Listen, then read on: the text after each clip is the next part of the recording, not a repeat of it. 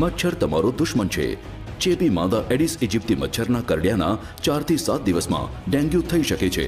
આ મચ્છર પર સફેદ ટપકા અને સફેદ લીટીઓ હોય છે, જે ચોખ્ખા અને શાંત પાણીમાં ઈંડા મૂકે છે।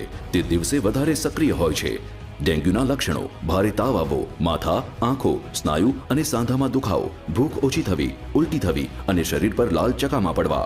ડેન્ગ્યુના કોઈ પણ લક્ષણ દેખાતા તરત જ ડોક્ટરને બતાવો અને ડોક્ટરે સૂચવેલ સારવાર શરૂ કરો। આવા સમયે વધારે માત્રામાં પાણી, પ્રવાહી સંતુલિત આહાર લેવો। મચ્છરથી બચવા મસ્કિટો રેપેલન્ટનો ઉપયોગ કરો। દવાયુક્ત મચ્છરદાની વાપરો। બારીની ફરતે જાળી લગાવો અને મચ્છર મારવાની દવાનો છંટકાવ કરો।